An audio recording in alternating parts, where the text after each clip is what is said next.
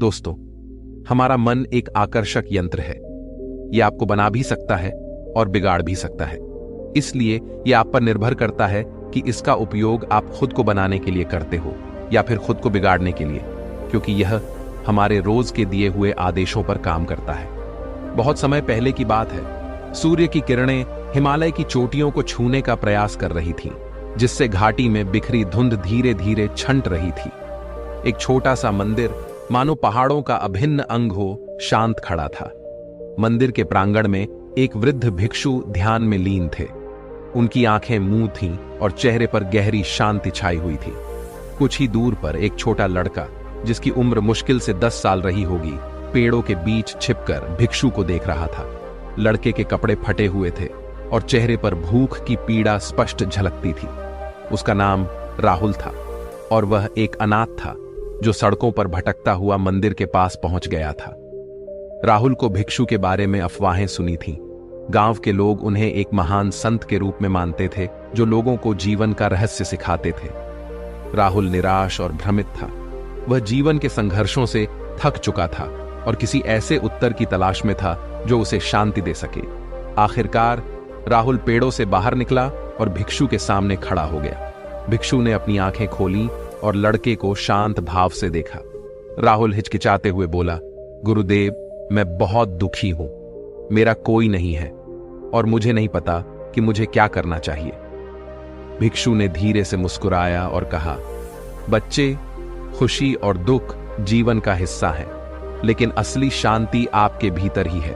राहुल भ्रमित था। मेरे अंदर? लेकिन मेरे अंदर तो सिर्फ दुख ही है। भिक्षु ने उसे अपने पास बुलाया और कहा, आपका मन परेशान है, जो आपके दुख का कारण है। आपको अपना मन शांत करना होगा। राहुल ने पूछा, मैं अपना मन कैसे शांत कर सकता हूं? भिक्षु ने जवाब दिया, ध्यान के माध्यम से। ध्यान आपको अपने विचारों को नियंत्रित करना और अपने मन को शांत करना सिखाता है। इस तरह राहुल भिक्षु का शिष्य बन गया। भिक्षु ने उसे ध्यान करने और अपने मन को नियंत्रित करने का तरीका सिखाया। राहुल दिनचर्या में ढल गया। सुबह जल्दी उठता, ध्यान करता, मंदिर की सफाई करता और भिक्षु की सेवा करता।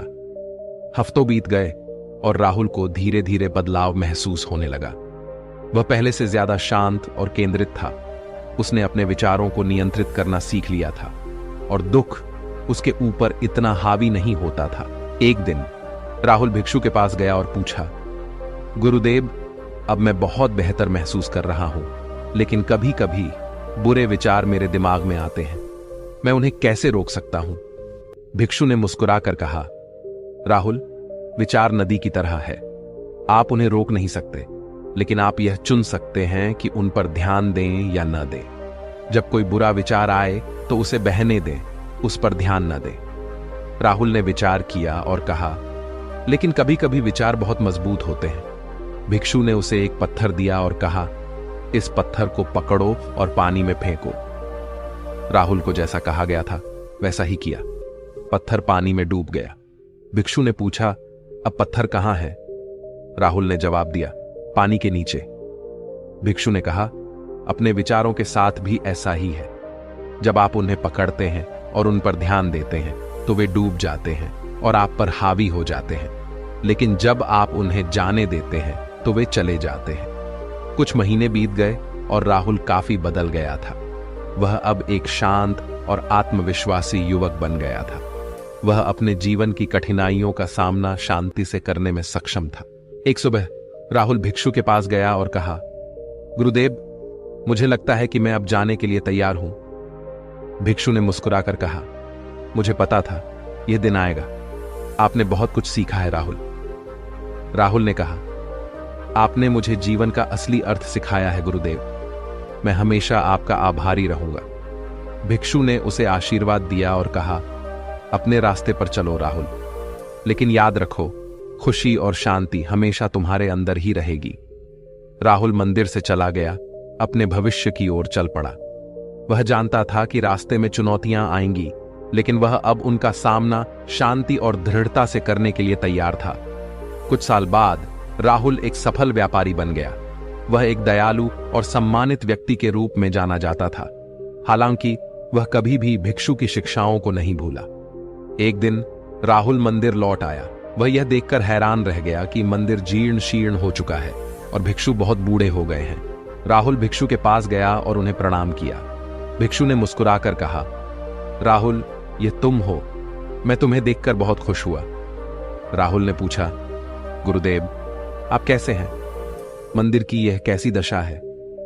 भिक्षु ने जवाब दिया, मैं ठीक हूं राहुल, और मंदिर थोड़ा पुराना हो गया है, लेकिन यह अभी भी खड़ा है। राहुल ने कहा, मैं इसकी मरम्मत करवा दूंगा गुरुदेव, आप आराम से रहिए। भिक्षु ने धीरे से मुस्कुराया और कहा, आप बहुत दयालु हैं राहुल, लेकिन असली सवाल यह है कि क्या आप अपने मन की मरम्मत कर पाएंगे? राहुल चौंक गया। वह समझ नहीं पाया कि भिक्षु क्या कहना चाह रहे हैं। भिक्षु ने जारी रखा, आप सफल हो गए हैं राहुल, आपके पास पैसा, शोहरत, सब कुछ है, लेकिन क्या आप खुश हैं? राहुल के लिए यह सवाल गहरी सोच का विषय बन गया। उसने सोचा कि वह भले ही सफल हो गया हो, लेकिन उसके मन में हमेशा एक अधूरापन सा रहता था। वह लगातार और अधिक पाने की दौड़ में था, लेकिन कभी संतुष्ट नहीं हुआ। उस रात राहुल मंदिर में ही सो गया। सुबह उठकर उसने भिक्षु को नहीं पाया। वह चारों ओर खोजा, लेकिन भिक्षु कहीं नहीं थे। केवल उनके आसन पर एक छोटी सी चिट्ठी रखी हुई थी। राहुल ने कांपते हाथों से चिट्ठी खोली और पढ़ा, राहुल, खुशी किसी बाहरी चीज में नहीं है, बल्कि आपके अपने मन में है। अपना मन खाली करो और आप सच्ची खुशी पाएंगे। आपका गुरु। चिट्ठी पढ़ते हुए राहुल की आंखों में आंसू आ गए। उन्हें एहसास हुआ कि भिक्षु उनकी आखिरी परीक्षा ले रहे थे। असली चुनौती बाहरी दुनिया में सफल होना नहीं था, बल्कि अपने मन को शांत करना और सच्ची खुशी पाना था। उस दिन से राहुल का जीवन बदल गया। उसने अपना सारा व्यापार अपने भरोसेमंद साथी को सौंप दिया और एक बार फिर भिक्षु की तलाश में निकल पड़ा। वर्षों तक वह भटकता रहा। हिमालय के ऊंचे ऊंचे पहाड़ों और घने जंगलों में भिक्षु के निशान खोजता रहा।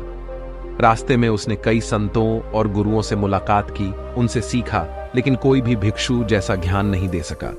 एक दिन थका हुआ और हताश होकर राहुल एक ऊंचे पहाड़ की चोटी पर पहुंच गया। वहां उसने एक छोटी सी गुफा देखी, जिसके बाहर एक बूढ़ा व्यक्ति ध्यान में बैठा था। राहुल करीब गया और ध्यान से देखा। वह बूढ़ा व्यक्ति और कोई नहीं बल्कि भिक्षु थे, लेकिन अब उनके बाल सफेद हो चुके थे और चेहरे पर झुर्रियां पड़ गई थी। राहुल उनके सामने घुटने टेक गया और आंसू भरे गले से बोला, गुरुदेव, मैं आपको ढूंढ रहा था। भिक्षु ने धीरे से अपनी आंखें खोलीं और मुस्कुराते हुए कहा, मैं जानता था तुम वापस आओगे राहुल। राहुल ने कहा, मैंने आपकी बात मान ली गुरुदेव। मैंने अपना मन खाली करने की कोशिश की, लेकिन यह मुश्किल है। विचार वापस आते रहते हैं। भिक्षु ने उसे अपने पास बैठाया और कहा, मन एक बंदर की तरह है राहुल। आप इसे जितना पकड़ने की कोशिश करेंगे, यह उतना ही कूदेगा। इसे जाने दो, इसे बहने दो। राहुल ने सोचा और पूछा, लेकिन गुरुदेव, अगर मैं अपने विचारों को नहीं रोकता तो क्या वे मुझे नियंत्रित नहीं कर लेंगे? भिक्षु ने जवाब दिया, नहीं राहुल, आप अपने विचारों को नियंत्रित नहीं कर सकते, लेकिन आप उन पर ध्यान देना चुन सकते हैं। जब कोई बुरा विचार आए तो उसे देखें, उसे स्वीकार करें और फिर उसे जाने दें। ध्यान दें कि यह विचार आता है और जाता है, जैसे बादल आते हैं और जाते हैं।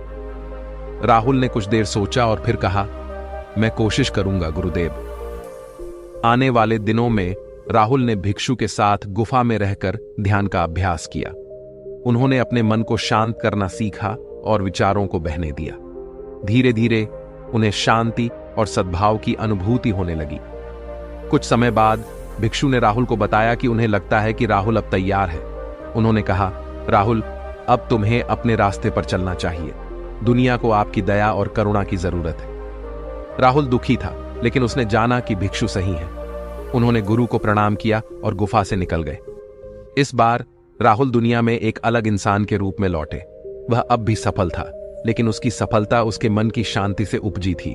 उन्होंने गरीबों की मदद की, बीमारों की सेवा की और जरूरतमंदों को दान दिया। राहुल कभी भिक्षु को नहीं भूले। उन्होंने हमेशा उनकी शिक्षाओं को याद रखा। खुशी बाहरी चीजों में नहीं, बल्कि आपके अपने मन में है। अपना मन खाली करो और आप सच्ची खुशी पाएंगे। कुछ दिनों के बाद राहुल मंदिर में वापस आया। अब उसके बाल सफेद हो चुके थे। और चेहरे पर झुर्रियां पड़ गई थीं, लेकिन उसकी आंखों में वही शांति झलकती थी।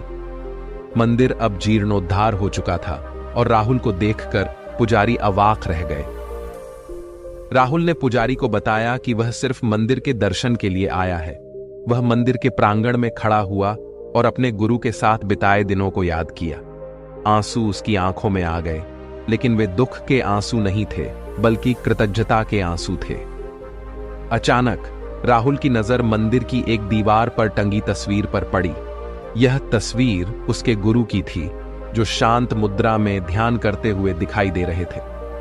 राहुल तस्वीर के सामने खड़ा हो गया और धीरे से कहा, गुरुदेव, मैंने अपना सर्वश्रेष्ठ प्रयास किया। शायद मैं हमेशा अपने मन को पूरी तरह से खाली नहीं कर पाया, लेकिन मैंने सीखा है कि खुशी बाहरी चीजों में नहीं, बल्कि मेरे अपने भीतर ही है। राहुल जानता था कि उसका गुरु अब भौतिक रूप से उनके साथ नहीं है, लेकिन उनकी शिक्षाएं हमेशा उनके साथ रहेगी। वह मुस्कुराया और मंदिर से बाहर निकल गया, दुनिया में दूसरों की मदद करते हुए और अपने भीतर की शांति का प्रसार करते हुए अपने जीवन का अंतिम अध्याय जीने के लिए तैयार हुए। इस तरह राहुल की कहानी एक साधारण लड़के की यात्रा से कहीं अधिक बन गई।